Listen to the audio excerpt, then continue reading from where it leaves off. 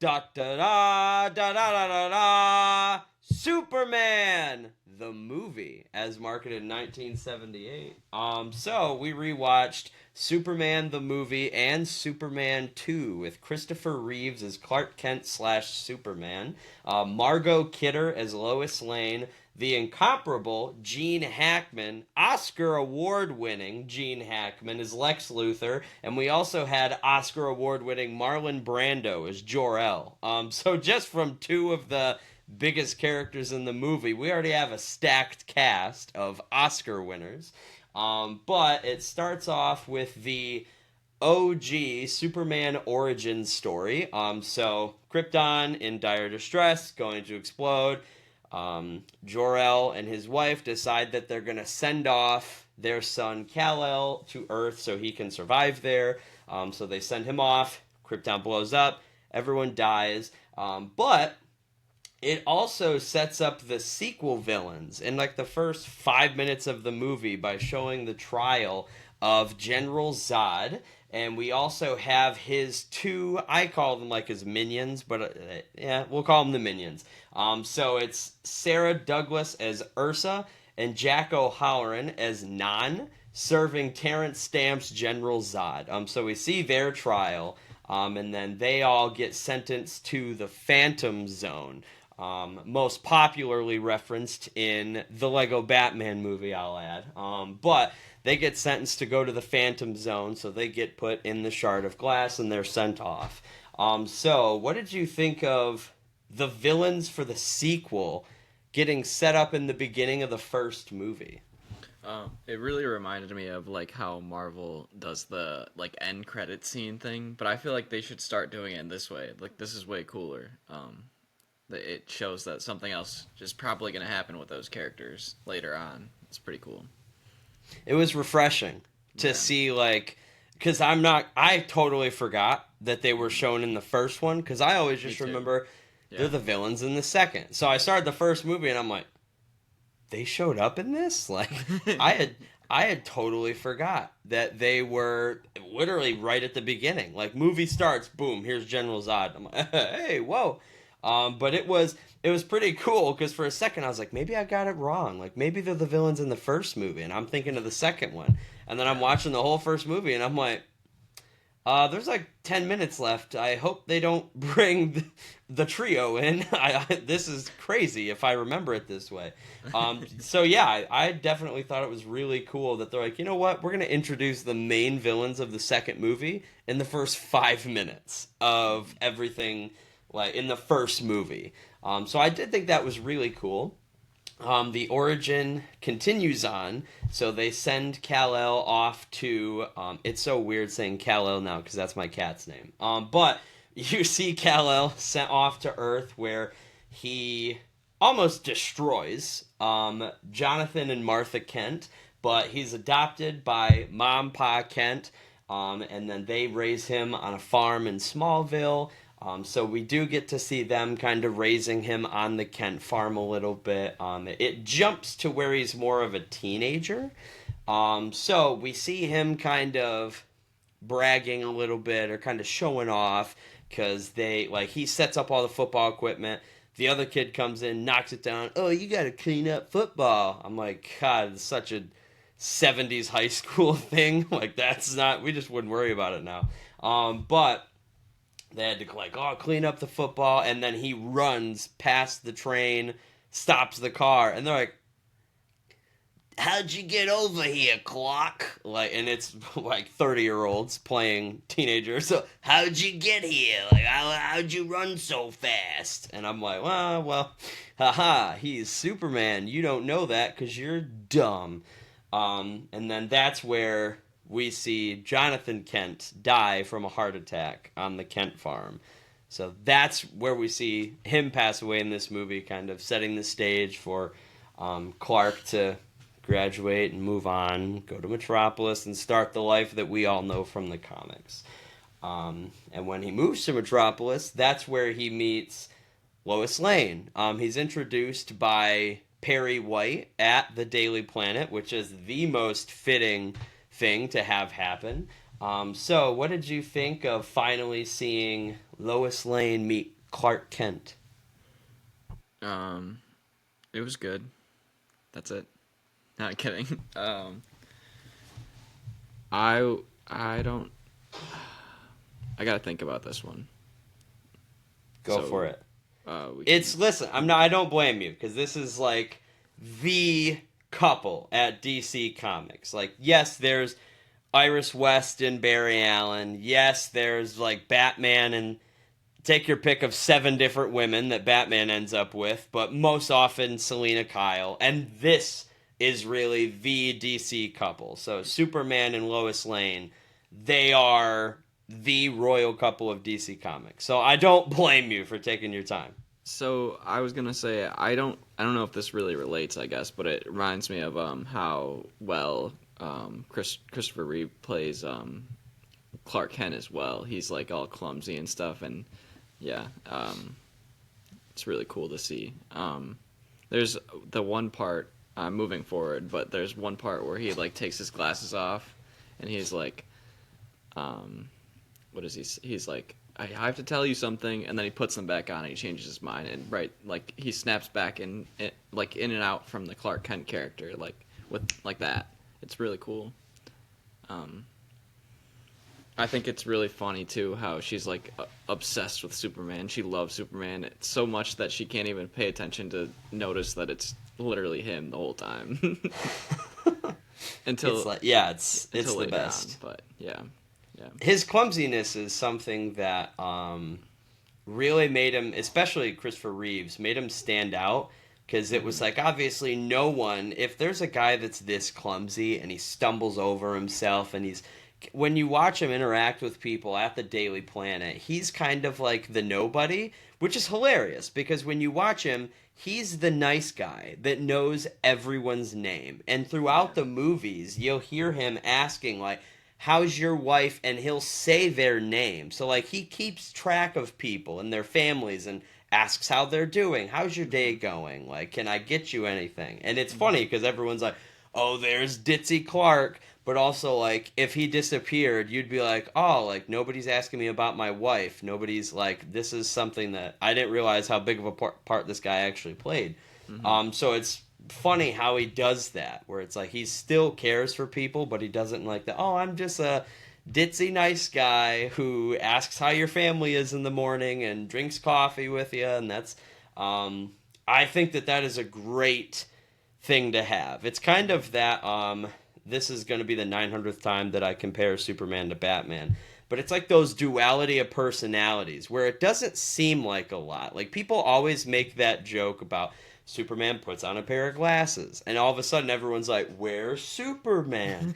But also in this movie, Christopher Reeves did something where like the hair changed like subtly, and it was like you're like, "Oh, that is actually a totally different hairstyle now." And then he took the glasses off, and when he does, I'm gonna have to reference a movie, clip from Superman 2, but there's a scene where like he's kind of like hunched over and he's walking around looking around the hotel room and he takes his glasses off and he immediately kind of stands up and his chest gets more puffed out and his shoulders are better aligned and like that's when everyone starts realizing like oh like wait a minute you might be Superman.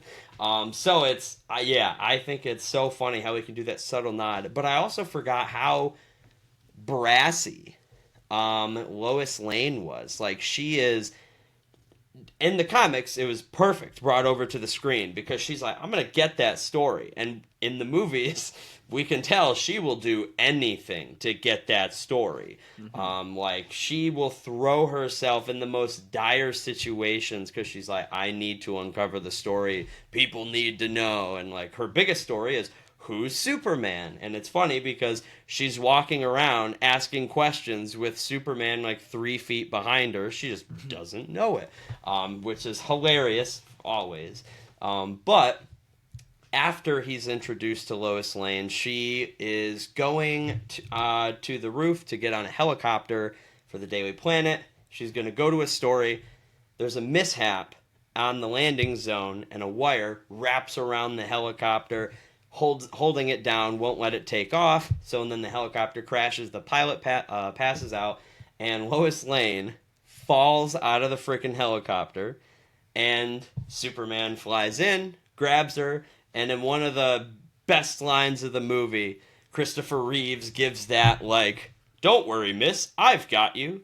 And she goes, "Got me? Who's got you?" And she's like, "Oh my God, we're flying." And then helicopter falls. He grabs it with one hand and flies them all to the roof. And my favorite part of this all is like how commanding he is when he's Superman. Like, he's the nice guy and he's there to help you, but also he's like giving orders and people will just immediately do what he says. Like, he just looks over to the two people in the corner when he lands on the roof and he goes, "That man needs your help, go get him." And then they'll like go in the helicopter and get him to help him.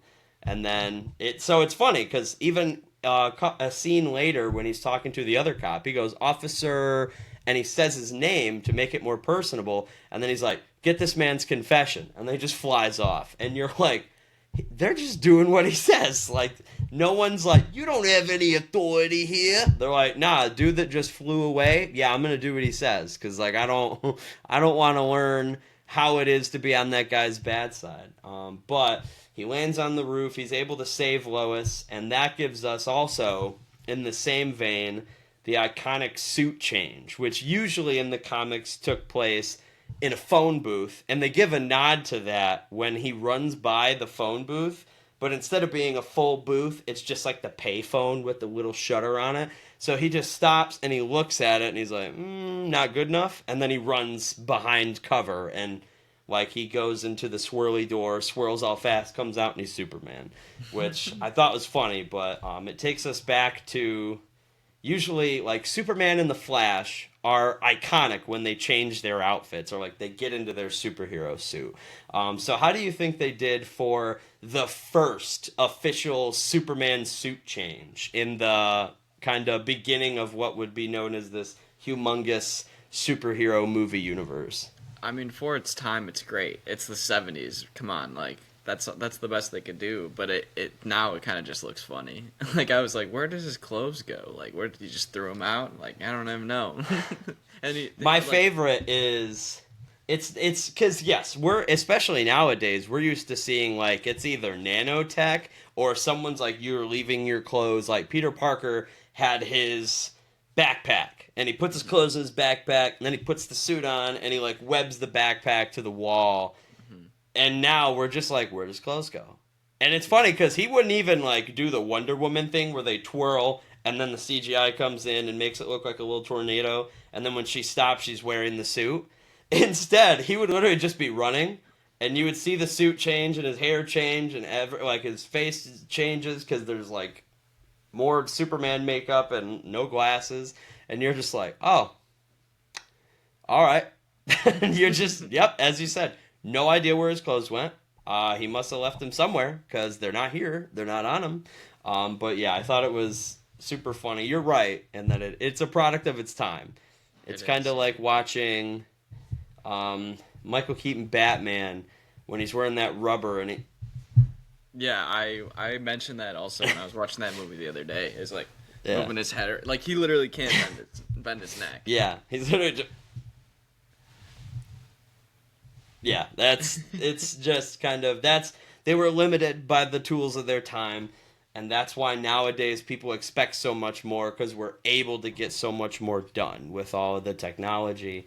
But as a product of its time, this was way ahead of the curve, where they were like, it really was. They're like, how did they do that? Like, I think even the tagline on the poster is, "You'll believe a man can fly."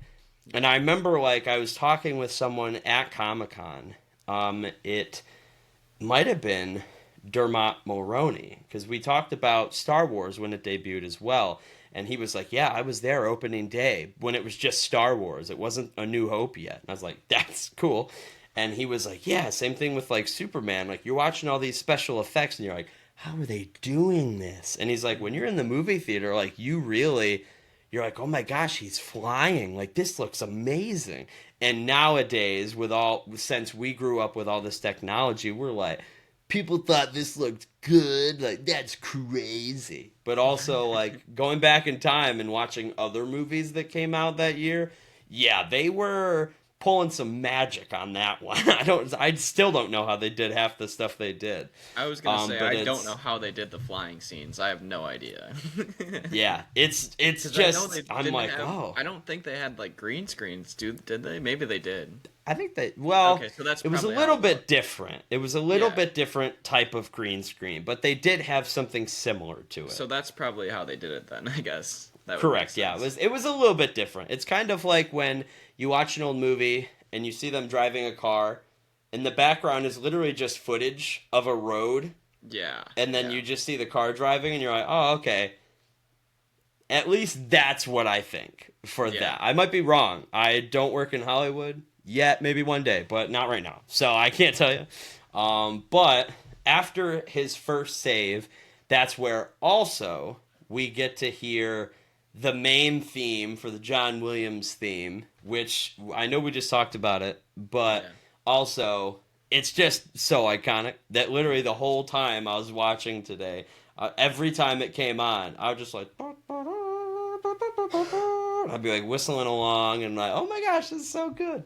Me too. It's So still I stuck just in my wanted to head. make sure that, yeah, I just needed to bring it back up again because I'm like, it's so good. John Williams was cooking in the kitchen when he made that theme. Like, listen, he's just a genius. Everything he puts his hands on, I'm like, you killed it, man. You did awesome. And this is no different. This is phenomenal. After that first save, the movie moves on, and we get to meet, as described by himself, the most genius criminal mastermind on the face of the earth. We get to meet Lex Luthor, played by Gene Hackman. And Lex Luthor has two minions. So Otis is the one that he hates the most, and he's like, that blubbering idiot. I don't know how that brain gets his body to move. And I'm like, dang, man, like, you pay him, find someone else. Yeah. But it's so funny because we also, as soon as we see him, we get to see kind of how evil this Lex Luthor is too. Because the minute we see him on screen, he kills a cop, and it's like it. I was like, hey, whoa, like, this is the '70s. Like, usually you couldn't show stuff like that, but yeah, they show him pushing a button, and he launches a cop right in front of the train, gets hit by the train, and all the other cops like, oh my god, he's dead.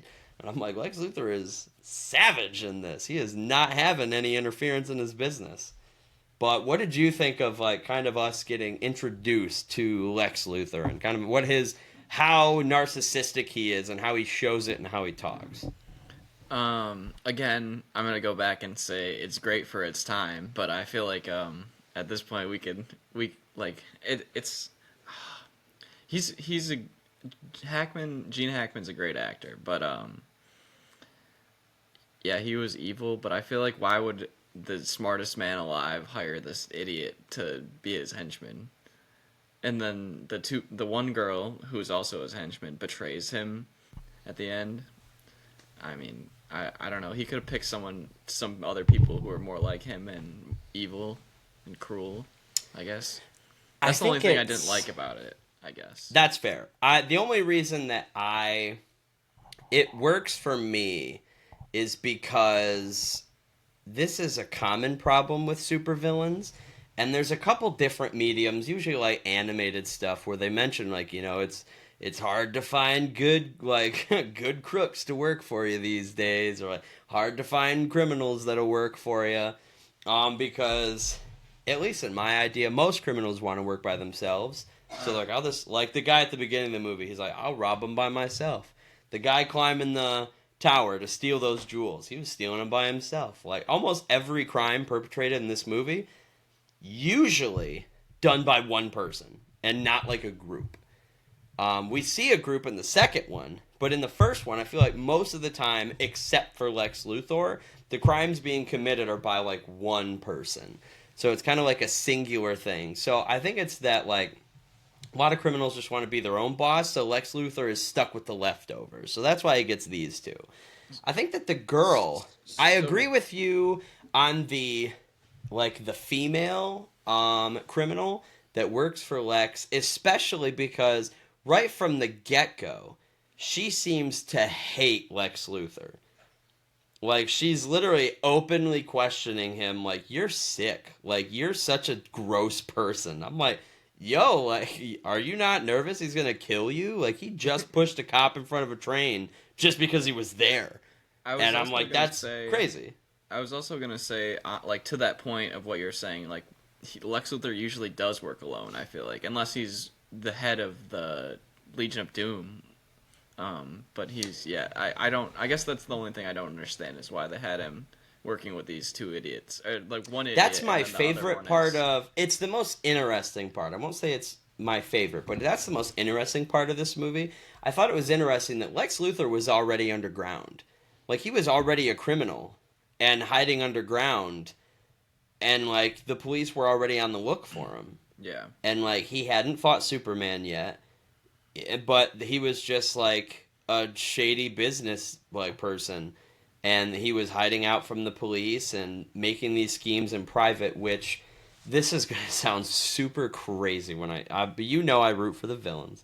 So my favorite interpretations of Lex Luthor are like when he is out in the open and he's committing crimes, but he's hiding it so well that you would not be able to find a lick of evidence of him doing it. So that's where he goes, where's the evidence of me committing this crime? And then the Justice League's like, we don't have it yet. And he's like, then there you are. I'm innocent. And I'm like, that's crazy. So my favorite Lex Luthor is where he's not like hiding out. He's committing crimes in broad daylight because he knows that he can get away with them. Mm-hmm. Or like he knows that he's rich enough to buy his way out of the problem.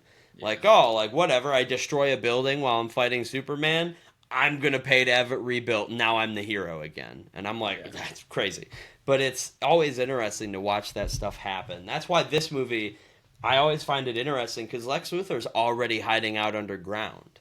I was like, oh, okay, interesting place to have Lex Luthor start because usually he's not in the basement. He's not hiding out underground in some previous like subway terminal.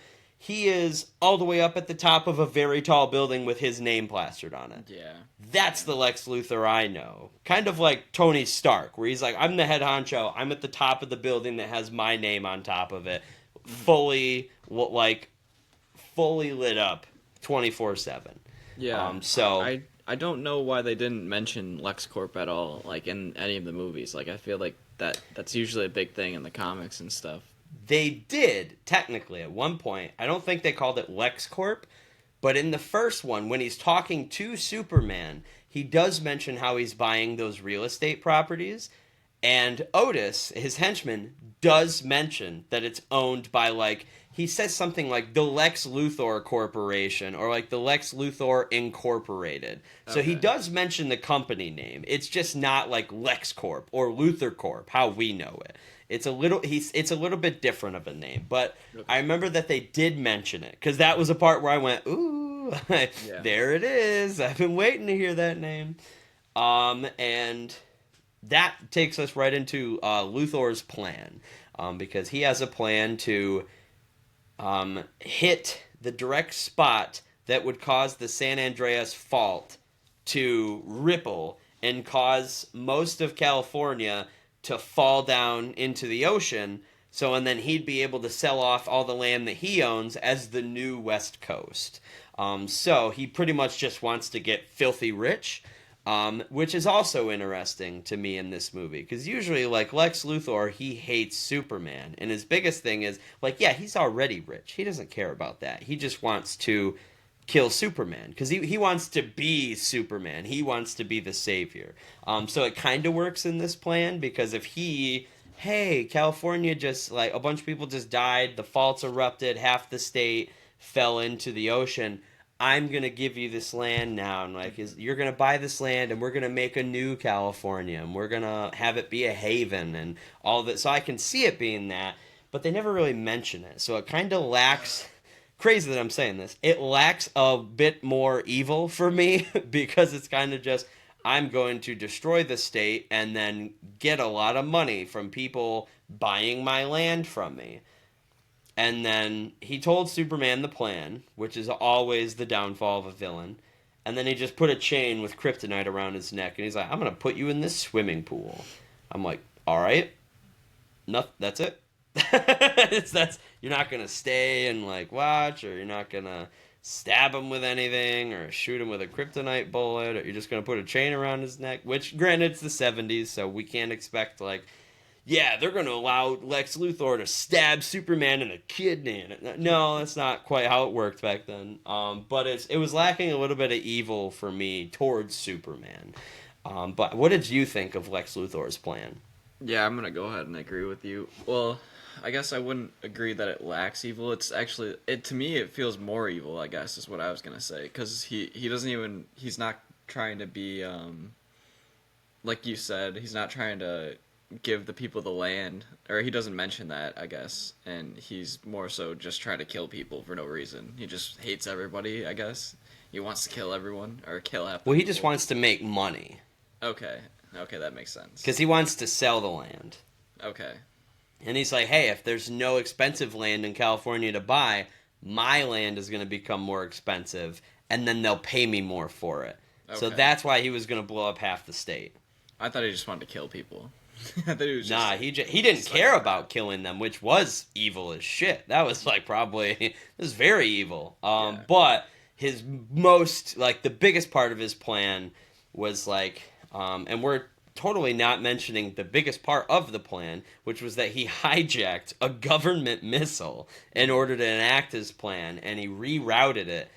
And I think my favorite part of the plan is that they had to do it twice, because the dude messed it up. Yeah. And he went, yeah, I set the third one to 117. And he went, what about the 117? What about You're the supposed to set the third one to 11, and the fourth one's supposed to be 7. And he went, what? What fourth one? And he's like, you idiot.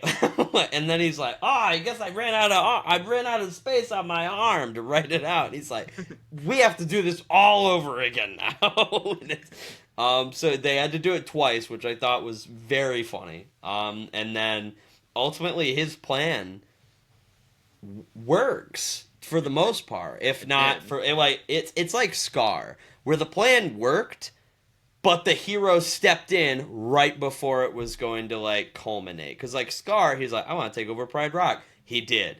Lex Luthor wanted to cause the San Andreas fault to like start, those plates are going to mix together and one of them's going to earthquake. And it did. It caused those earthquakes, and it did cause that mass destruction, but Superman was able to stop it in time. Yeah. So it's one of those plans where you're like, oh, Lex Luthor kind of got away with it for a couple minutes there, which leads us into our next point.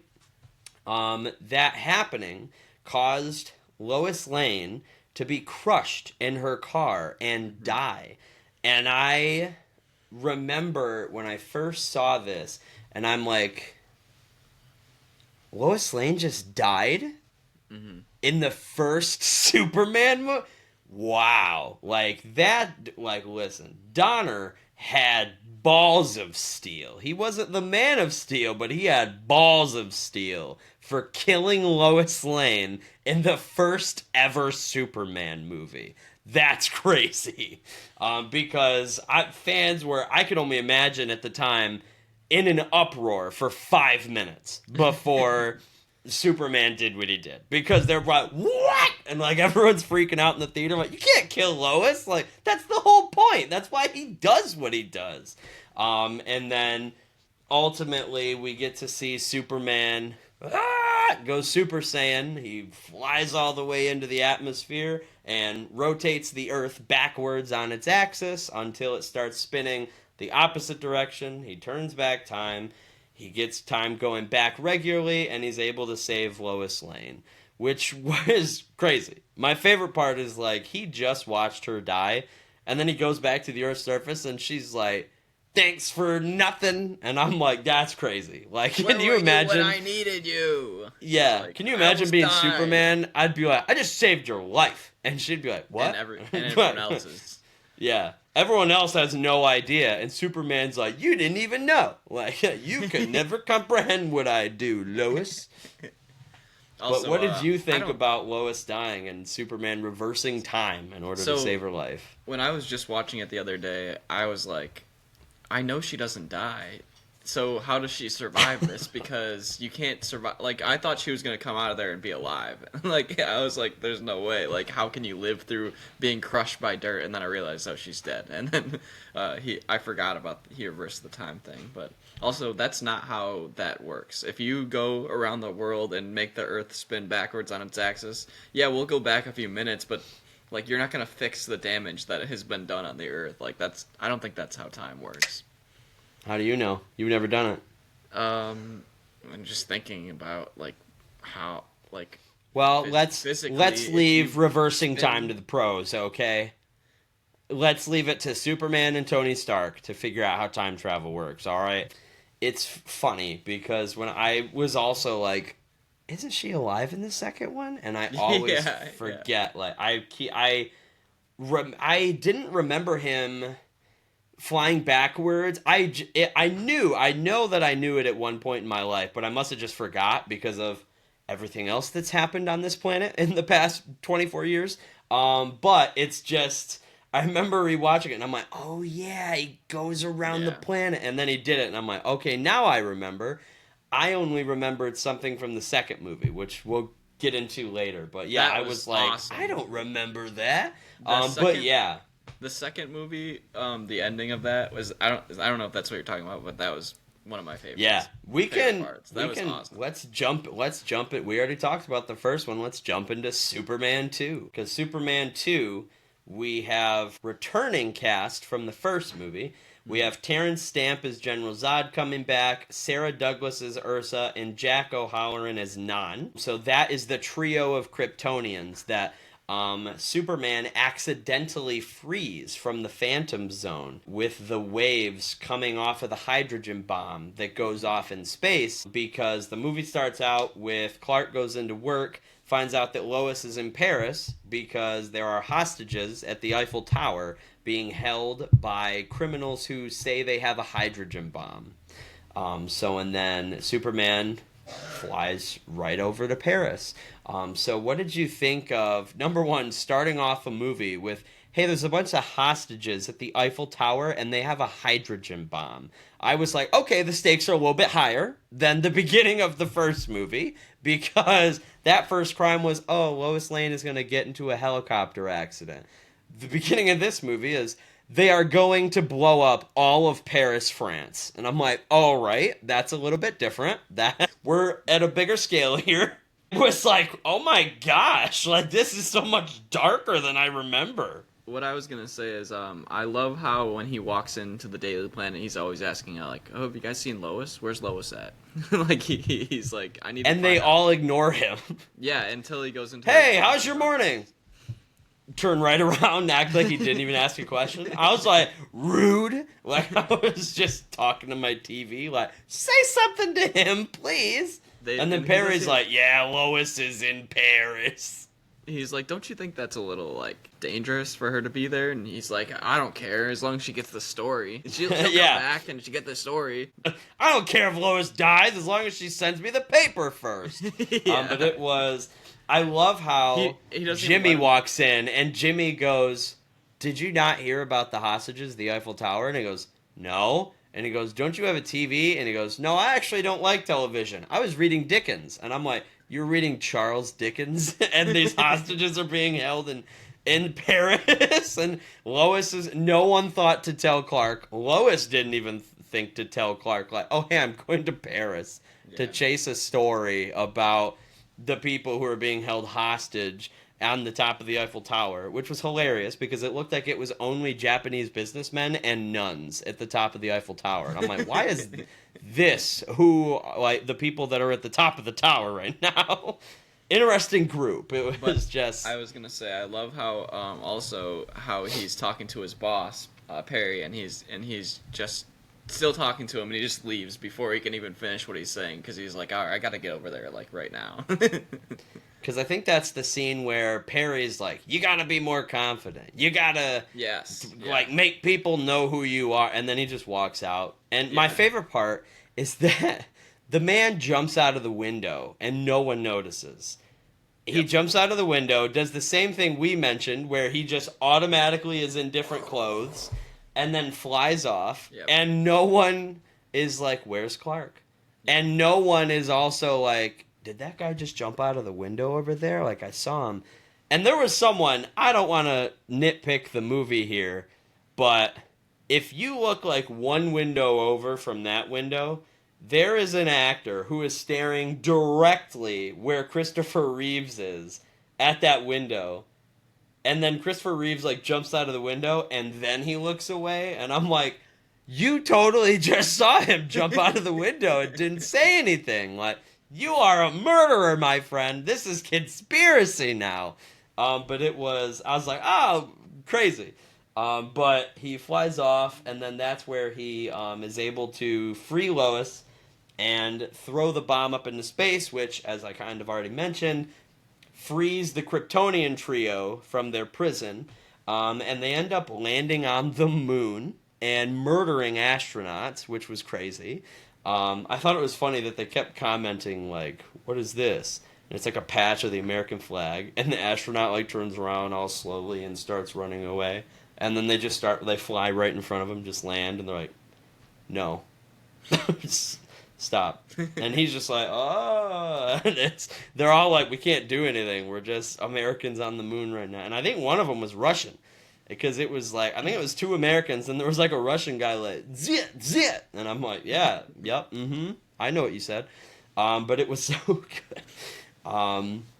Because, and then they're like, they confuse Earth for thinking that it's Houston, because that's what they kept calling the person in the spacecraft. They kept, Houston, we have a problem, Houston. And they're like, that planet, Houston. And I'm like, nope, not all Texas. Like, no, we are not, no. So, and then they get down here and someone corrects them. It reminded me of that line in Avengers where he goes, I'm not from Earth, I'm from Missouri. And he goes, yeah, that's on Earth, dipshit. Like, it made me think of that, because he's like, yeah, the planet Houston. And he goes, Houston, this is Earth. And they're like, yes, it is, isn't it? But it's, we get to see Zod's rampage. The trio is going on a rampage of the country, which gets them into some hilarious situations, such as the sheriff and the cop, and Zod accidentally shoots himself in the chest with a double-barrel shotgun, and it does nothing. And the young deputy just goes, and turns around and hides behind the car, and then Nan lifts the car up, and he goes, I'm going to go look at the other tire at the front of the car. And he runs back to the front of the car to hide behind that tire. And I'm like, get in the car. Get out of here. So it leads to some hilarious moments like that. Did you have a favorite moment of kind of that trio on their rampage? Not particularly. No. Not even the White House? Yeah, he's like, oh yeah, I do like the part where he's like, kneel before me, and he's like, and he kneels right away, and he's like, you're not the leader, because if you were, then you wouldn't kneel right away. And then he goes, kneels. For someone who leads so many, you kneeled so fast. And I was like, welcome. You're joining at a bit of a low point, you know? And then he also said, the president was like, there's one man who will never kneel before you. And it doesn't say it's Superman, but obviously it's Superman. Yeah, he's like, who is that? And they're like, Clark Kent from the Daily Planet. Wonderful guy. You're going to love him. But it's, they're just like, we've been keeping an eye on him. We found out his secret identity, but we told no one. Now we're telling everyone. But that would be crazy. They're like, we've known the whole time. We're the government.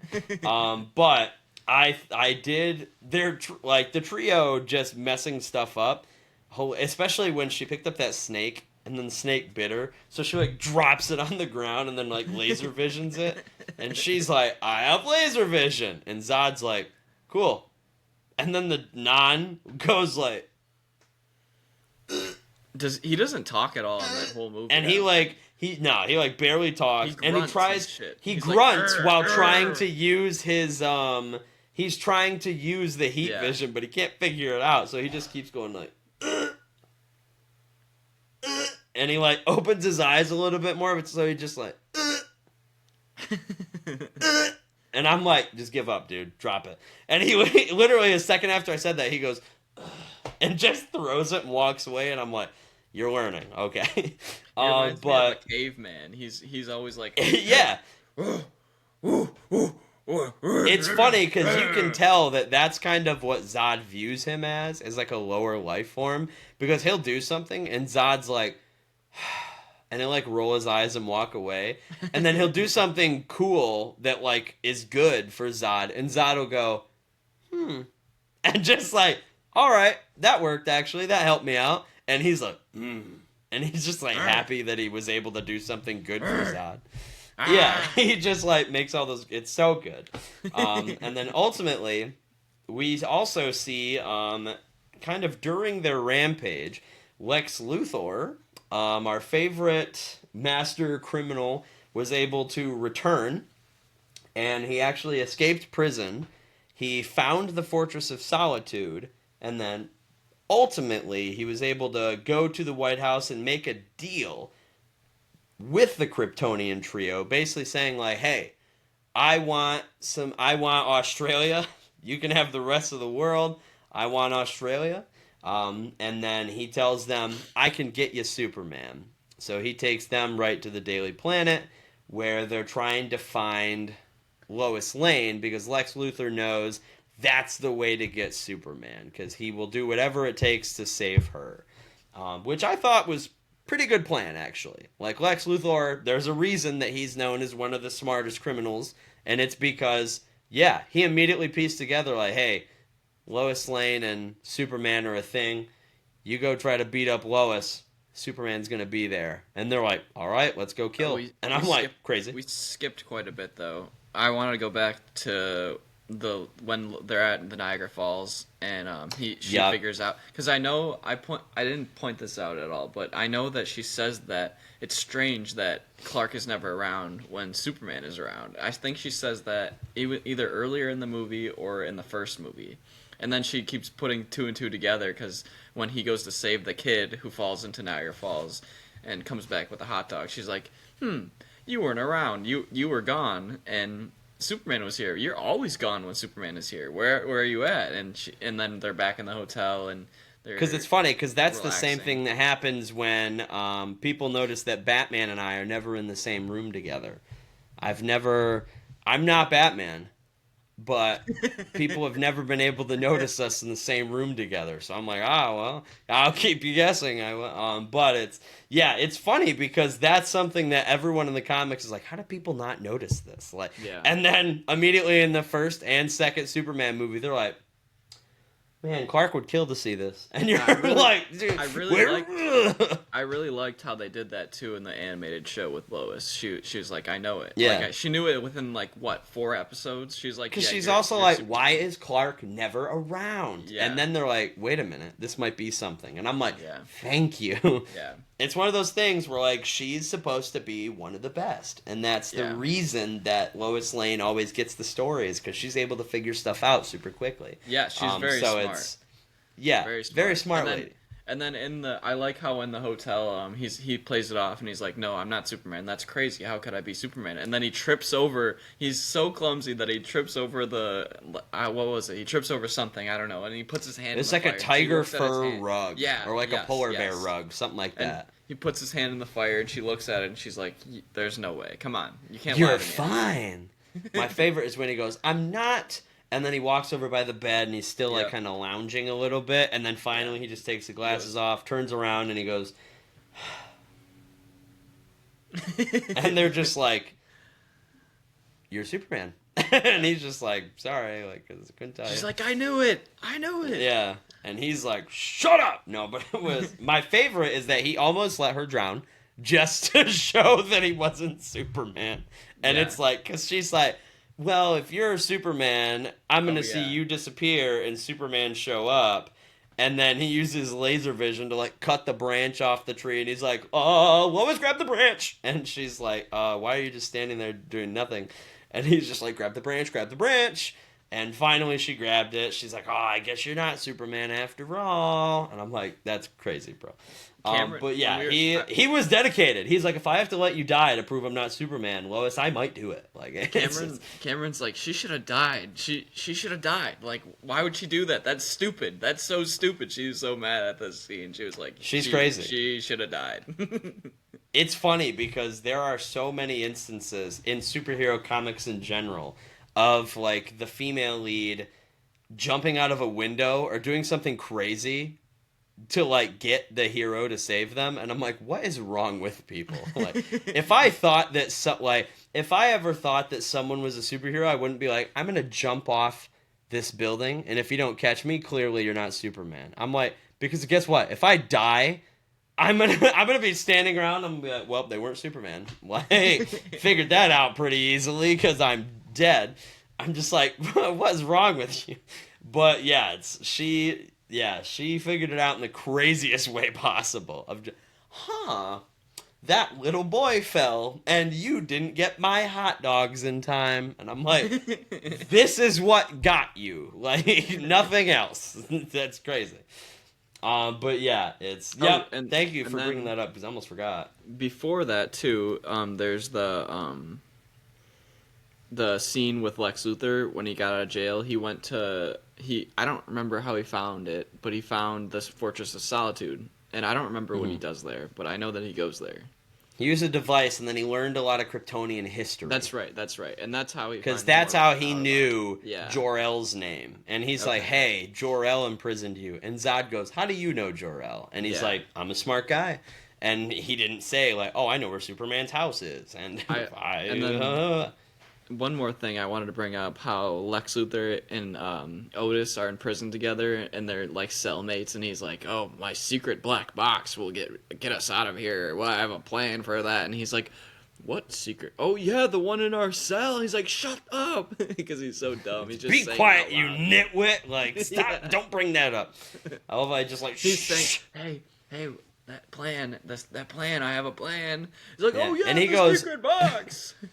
And he goes, oh yeah, the secret black box in our cell. And he goes, yeah, that one. And then I love how they're like, Otis, you're weighing it down. And Lex Luthor's like, get off, you nitwit. And like just pushes the ladder off. And I'm like, that's messed up, bro. Like, that was your ride or die right there. He did everything for you. No, but it makes more sense, I feel like, that he doesn't have the Otis character around. It makes more sense for him to end up being on his own. Yeah, that's fair. I think so. For his character, I guess. Mm-hmm. Yeah, it matched up pretty well. I liked it. But yes, and then they make that deal. Superman went without powers too, because he went without powers in order to be with Lois. Mm-hmm. He wanted to be like a regular human, experience life. Well, actually, it was more like they told him he has to do that if he wants to be with a mortal. He has to become mortal. Yeah. But also, he didn't have to do that. He could have just been like, no, I'll keep being Superman. Like, I'll find someone else. But ultimately, he's like, okay, yep, like, I'll do it in order to be with you. This is the person he wants to be. And that's what his mom said, too. If his Kryptonian mom, the hologram, she said, like, if you want to be with this mortal, you have to become mortal yourself. And he was like, I'll do anything to be with this woman. Like, this is the person I want to be with. Yeah, he chose to become human for her, and it was super sweet, because it's obviously like, sweet. Clearly you know how much you mean to me now. And then I'm going to bring the revival of this scene, because it's my favorite one in the movie, but when the trucker beats the crap out of Clark, I'm like, God, I've hated that trucker ever since. Like, good actor, I know, because I hate his guts.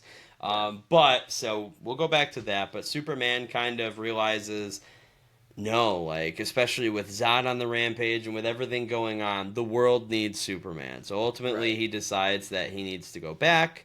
He finds the shard from Krypton, and then Superman, I marked it hilariously, Superman returns, because here he is, he's back, he has his powers. Everyone's like, where is Superman? Like, General Zod is about to kill Lois Lane, and this guy's not here yet. But Superman comes back and he has those powers and he starts to save this city in some aspect. He mentions too the world had been calling him, but he didn't listen to them. What does that mean? That he actually just like wasn't listening because he was so like infatuated and with Lois, and he was like in the moment, and because I know he can hear really well. So how did that? I kind of want to know your opinion on how when he was immortal. Happened. No, when he was still Superman, he was at they were having dinner and stuff at the Fortress of Solitude, and Zod was wreaking havoc all over, and they're like, "Where's Superman? Where's Superman?" So how did he not hear them? How does that work? What do you think, at least? I think it was literally just he was obsessed with spending time with Lois. So he just wasn't paying attention, basically. Because I didn't know if he was like, distracted. Yeah, I don't know. I didn't know if he meant he just was like, fuck it. I want to be with Lois, so I'm not gonna pay attention to it. Or if it was literally like he had his like he just wasn't paying attention to what was going on in the world. I think it was a mix. Okay. At least in my mind, I view it as a mix of like, he was just so distracted by Lois that he just was kind of tuning everything else out. Okay. And he just wasn't listening. So he didn't. But it was also just because Superman, he was so distracted. He was just distracted. Okay. That makes sense. Because for that, I also know that like for Superman, you really have to be like focused in order to hear someone like yelling out for your name. Because if you remember, he can hear everything going on the planet. So if he is listening to everything, you have to have like a special focus to figure out where it's coming from. So I think that he was just focusing on everything right in front of him, and that caused him to lose track of everything further away. Yeah, I really did. That's how I choose to view it. I agree, and I just didn't know. I wanted to know what you thought, but I really like that scene where he says, "The world's been calling me, but I just wasn't listening." Yeah, I really. It was interesting for sure. Yeah.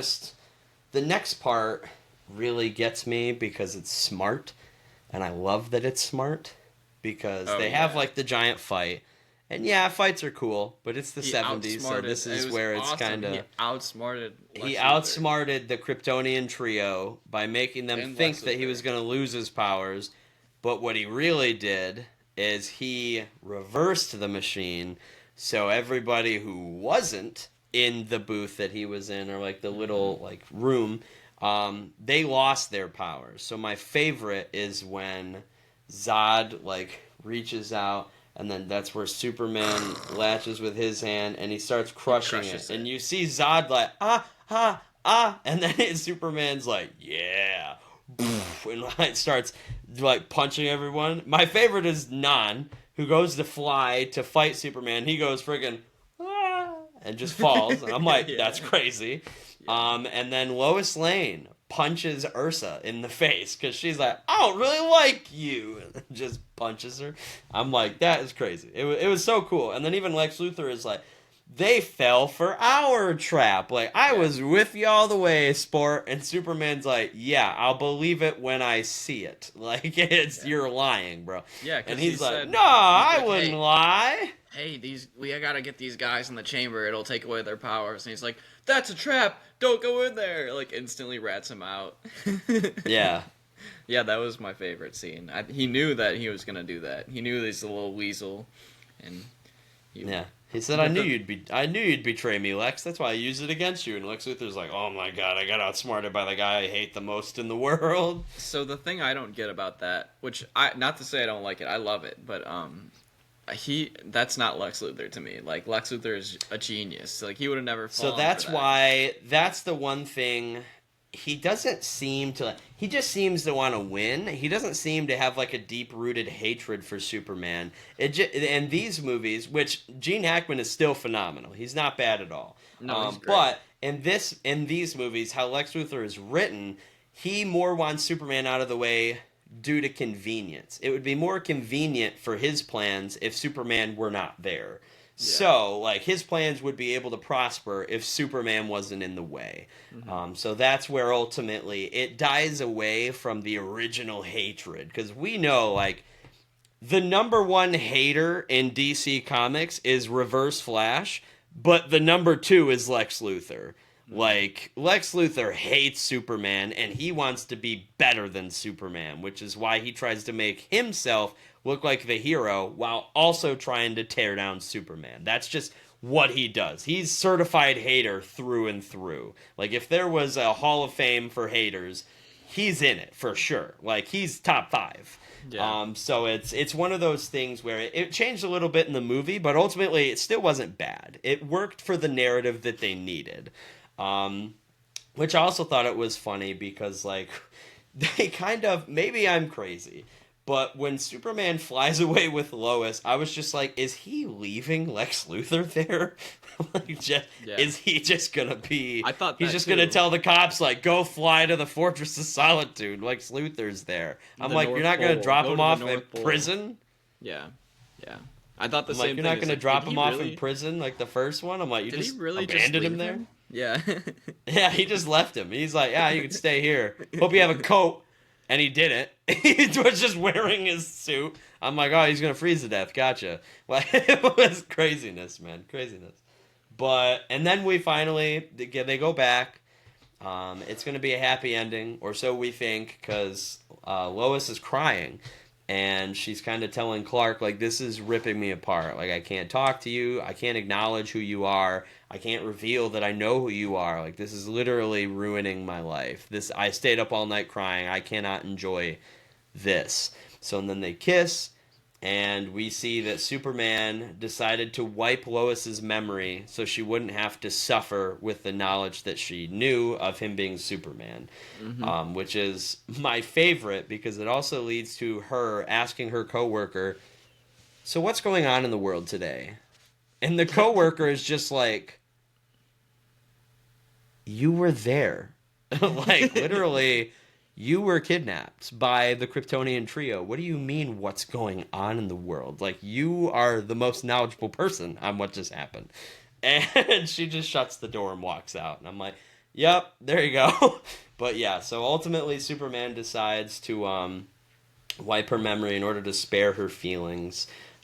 So what did you think of his choice to kind of wipe her memory of knowing who Superman is? I think that's what you have to do when you're a superhero. Like, that was one of Spider-Man's biggest struggles, is keeping up his relationship with Mary Jane, because Mary Jane! Yeah, because she knew that he was Spider-Man and he had a duty to save people, but he also couldn't keep up with both. And I think that's exactly what happens in this movie. Clearly, because he gives up his powers and instantly regrets it. Instantly. That's where that age-old line from, like, Batman and Spider-Man comes from, where it's like, I don't only wear the mask to protect myself, I wear the mask to protect the ones I love. Because, like, ultimately, if your villain knows who you are, they could target the ones that you love. Or also, a big theme in Spider-Man is, like, if people knew that Peter Parker was Spider-Man, not only would he have to worry about someone trying to hurt Aunt May, he would have to worry about Aunt May worrying about him all the time. Yeah. So it's something really sad where it's like a double-edged sword of, oh, like Spider-Man, yeah, my girlfriend knows who I am, but also, oh, now my girlfriend has to worry about me all the time because people are trying to murder me on the daily. Right. And it's one of those things where ultimately Superman made that choice in this movie to give Lois kind of like he gave her like happiness back, because he was like, she was worried sick about, like, she was worried last night, she stayed up all night crying, she can't handle the truth of who I am because, like, it's going to be too much stress on her life, so why don't I take that burden away, and she won't have to worry about it anymore. She'll just keep being friends with Clark Kent, and she'll keep having a crush on Superman, and we can leave it at that. I think that was, like, the most selfless decision that he could have made. But I also was thinking about it too. I was watching it, and I was like, I didn't even know he could do that. His kisses can erase people's memories. I didn't know that was one of his powers. Even the line he says to Lois before he does it, where he kind of says, like, you know, I like to worry about you. He's like, I like want you to be safe, and I think about you all the time. So it was, like, I agree with you wholeheartedly. And I think he makes that decision when she responds to that, like, don't you realize that this is tearing me apart?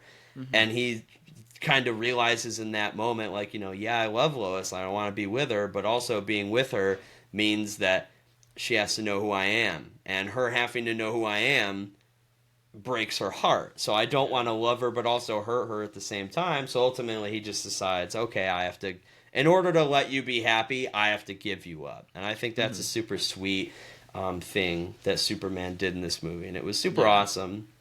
I also love how she says, he says, like, I can't remember what he says, but she says, "Tell me you love me," and it goes back to the beginning of the movie when he said that to her when they're in the hotel room, and she found out that he was Superman, and then he erases her memory. I like that scene a lot.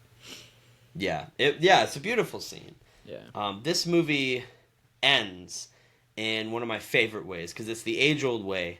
It shows Superman putting the dome back on top of the White House, so it's him flying with the American flag, because in the 70s, like, Vietnam was kind of still going on, or at least it had just, it was on the tail end, and at the late 70s, it was already over. So Vietnam had just happened, the country was at a very crazy place, and they kind of needed a symbol to unite, and a lot of times comics were used to kind of like show that patriotism. So this movie, they show him flying with the American flag in his hand, and you see it flying behind him, and you even hear him talking to the president like, "I'll never let you down again. Like, I'll be here for you." And because Superman back then was, instead of being worldwide, he was way more of a like American symbol of like, hey, Americans, like, yep, Superman is here for you. Truth, justice, and the American way. Like, that's what Superman is. And where nowadays Superman's more of like a worldwide phenomenon. He is the protector of Earth, not just Metropolis, not just America, not just like North America. He's the protector of the entire world. So it was interesting to see that shot because I'm like, man, just how much stuff has changed from when this movie came out to like right now. Just with Superman alone is crazy. And then it shows that age-old shot of Superman. The sun is rising over the earth. You're seeing the light shine over the planet, and then you just see Superman flying up into the sky, and then he makes that turn and he flies back towards Earth, and it's symbolic. It's one of the most beautiful things you can see, and he did it in the first movie. They ended it the same way in this one. I think it was beautiful. I love watching Superman fly off into the sun. It's just one of those beautiful things where I'm like, it just looks good every time. You can never go wrong with a good shot of Superman just flying into this, like flying into the view of the sun, and you're just like, oh, it's just gorgeous. Yeah. I wanted to go back to the guy in the bar. The bar scene where they're at the diner restaurant and he goes up because I think you're sitting in my favorite. That's where I wanted to go back to as well. Yeah, that's one of I think his ass. If not the chamber scene, this might be my favorite scene of the movie. Like because he beat him up. He had a bloody nose. He was beat up pretty bad. The first time he encountered him, and he showed him.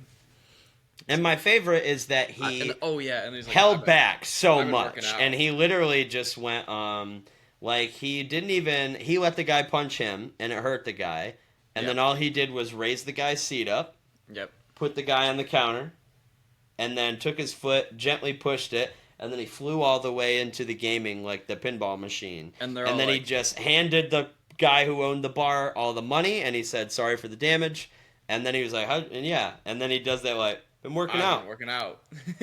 And I'm like, all right, like that wasn't awkward at all. And then everyone in the bar's like, wow. Yeah, they're just watching him leave, and he's just like, goodbye. Enjoy your life. Enjoy the day. Yeah. Yeah, I love that. That was awesome. Yeah, rewatching these definitely reminded me of how big a shoes that they have to fill next year, because Superman is like this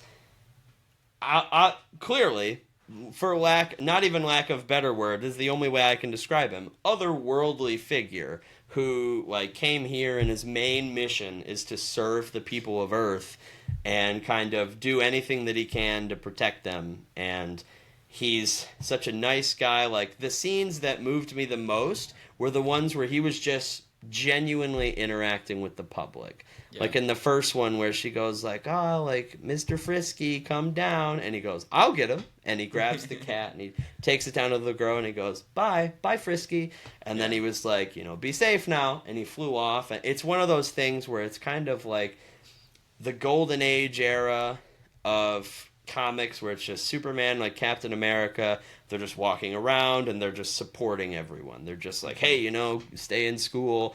Like that 50s, 60s time in the comics where it's like Batman was like the Adam West version where it's like, don't cross the road unless the light is green. And it's like just one of those things where it's like, oh yeah, like this is where they were just looking out for the everyday person. And it wasn't always them fighting Starro or them doing some crazy thing. It was always just them like, let me get a cat out of a tree, or like, let me help an old person cross the street, let me help with this. Like, it's all the small acts that Superman does in these movies that kind of reminds you of how grounded he is, where he's just like, and especially when I mentioned, you hear him walking around the office and he's like, how's your mother doing? And he's like, she's doing good, thanks for asking. And he's like, how's your wife doing? Like, hey, good morning. And it's all those nice things that like nice people will ask you those questions because they truly do care. And it's like something that you don't see every day. Like, and so it's super nice to see him committing these small acts of kindness because it reminds you like, oh, he's not doing this just because he can. He's doing this because he wants to help and he wants to be there for the people who can't defend themselves. And it's all that, the big blue Boy Scouts, what they call him. And it's funny because Otis is actually the one who refers to him as that in the second one. He's like, yeah, that big blue Boy Scout. And it's like, yeah, that's him. He's just the everyday guy. Yeah. Yeah, he's just such a great, like, person in general. Just caring about everyone. And especially Christopher Reeves' version in general. Like, it's it's the classic. And that suit was awesome. And there's just a lot of big shoes to fill. I think he can do it, but it's just one of those things where it's like, I can only imagine the tremendous amount of weight on that man's shoulders right now. And I wish him the best of luck, because this is a very important legacy to uphold. Yeah. So I wish him the best. And I hope that this carries on this amazing legacy that Christopher Reeves built up to keep this character going for generations. Yeah, speaking of legacy, I'm kind of disappointed they took that out of the name because I think that was really cool to add in the legacy. I'm all right with it. I like it still, of course. I think it's just the part where it's kind of like, hey, we're starting fresh, so you don't necessarily want to put... I also think it's all right that they're calling it Batman the Brave and the Bold, because there's so many movies now that are just called like Batman.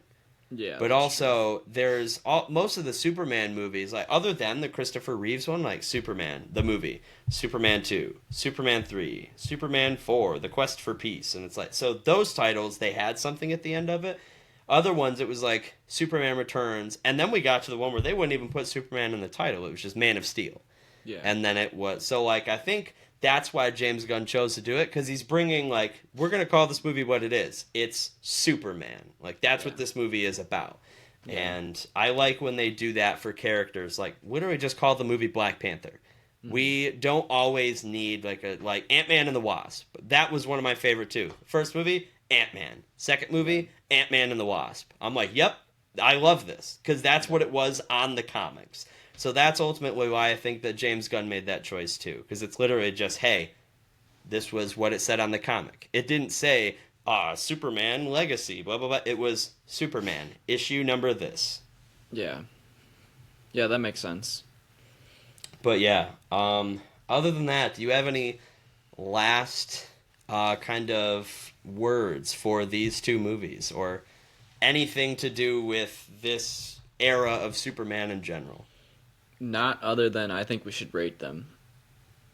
Like individually. Go ahead. What do you want to rate it? Oh, you go first. Okay, I'll give it 8 American flags out of 10. What about the second one? I was going to rate them both the same. I thought they were both really... Yeah, I'm rating them both 8 American flags out of 10. Okay, I'm gonna say for the first one, I think it was like an 8, and I like the second one. This is probably an unpopular opinion, but I like the second one better. I rate that one a 9. I really like that movie. See, to me, they were just both the same, which I can respect your viewpoint because I do love seeing General Zod as well.